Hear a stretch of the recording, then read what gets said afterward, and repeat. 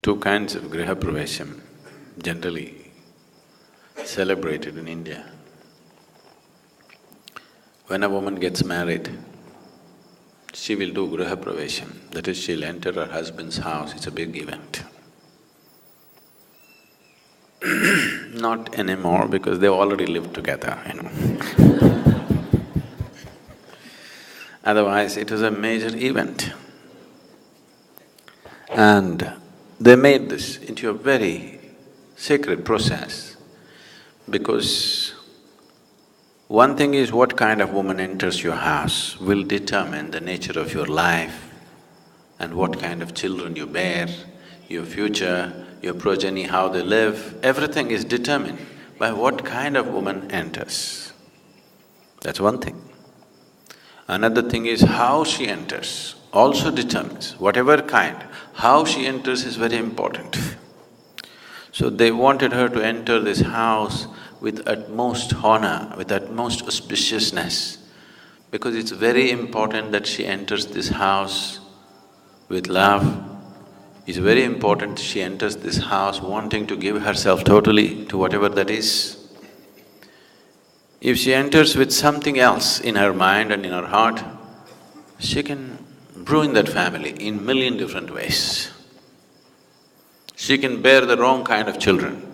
They're aware of all these things. That if she enters this house with a certain type of emotion, tomorrow when she conceives, she will draw the wrong kind of life and she will bear the wrong kind of children, which will make you suffer for the rest of your life. If a child enters your house, he can freak the hell out of you, okay? No? You don't think so? So, how she enters is very important. So there's a whole lot of ritual around this, how she enters the house. This is one gruha pravesham, it's an old house, but she's entering. So a big ritual around this. The ritual got smaller and smaller and smaller, and now she enters the house before she's married, so it doesn't mean anything anymore, how she enters, because you need to understand this. Today, marriage means you thinking just of a little bit of romance between the two people. That's not how they looked at it. They looked at it as a partnership which is going to determine everything about them and their children, and how the future of this family happens depends on what kind of woman and how she enters this house. So they took elaborate care so that she enters the house properly. The other kind of gruha pravesham is you built a new house and your family wants to move in. So, you want the house to be in the right kind of condition for you to move in.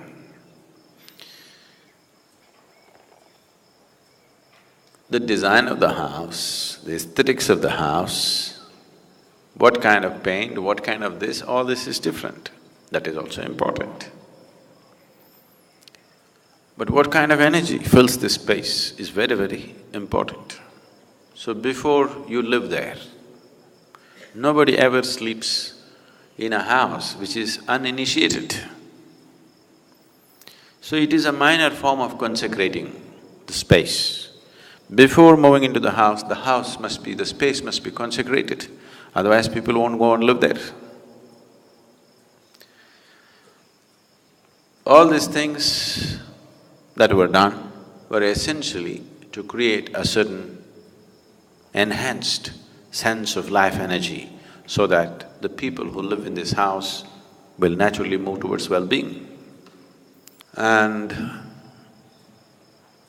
this sense of no human being should live in an unconsecrated space is something which is deep-rooted in this culture, because it is just like if you plant something into this earth, only if the roots are sticking into a rich earth will the flower and the fruit come out. If the earth into which these roots are sticking in is not rich enough, is not enhanced enough to sustain life, flower and fruit will not come. Even if it comes, it will be too meager. It will never be a full-blown flowering, it will never be a full-blown fruiting of the plant. So always these aspects, we gave enormous importance to these aspects of life.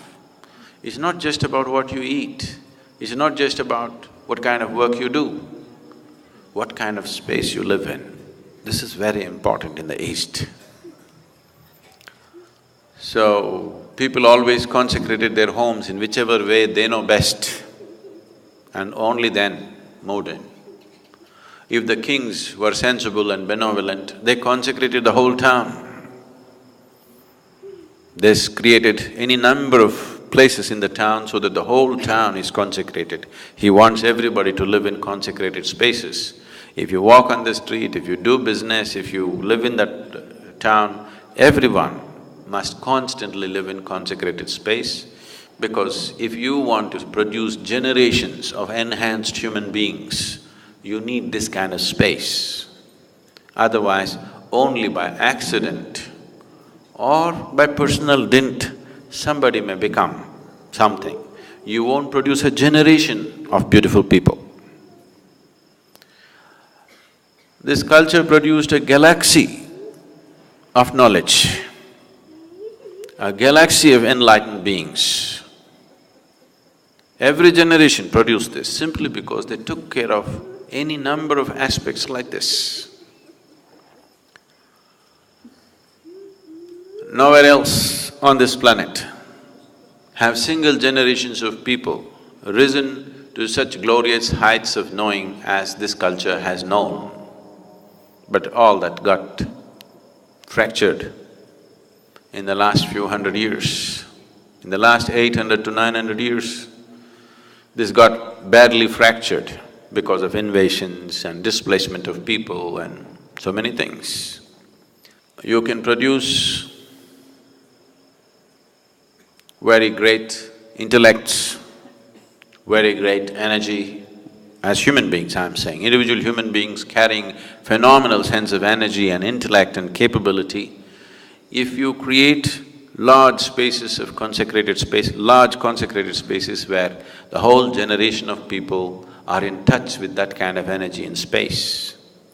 This fortune almost every family had, because before they moved into homes, they did this. Periodically, they did something to enhance the house.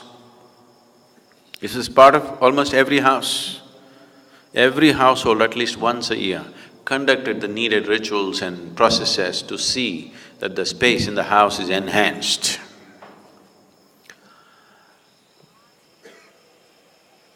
A basic understanding, or rather an essential understanding of how to generate a conducive atmosphere for a human being to grow to his full potential. When we say a full potential, today's world is thinking of full potential only as how much money can he make. Their idea of success has become so rudimentary. Modern idea of success is unfortunately extremely rudimentary and gross. How far can you climb in the social ladder? How much money have you made? This is all the idea of success.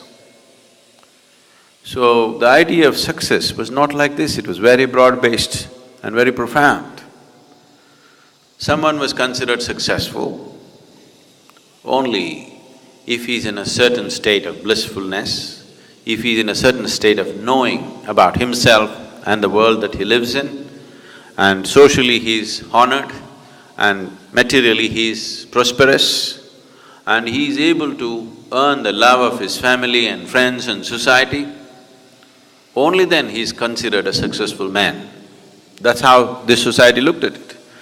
It doesn't matter how much money he had, if he did not earn people's love, they would say his life is wasted.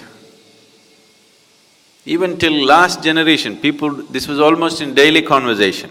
People would say, what does it matter how much money you have? Have you earned people's love? Does your family love you? Does people who live around you love you? Are you honored by other people's love or not? This is the most important thing.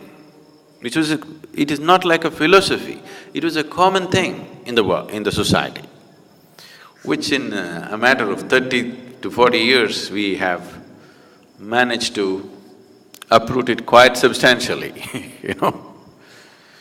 So gruha pravesham was just this, that you want to create the right kind of soil for this plant to grow and flower and fruit. If it's properly done,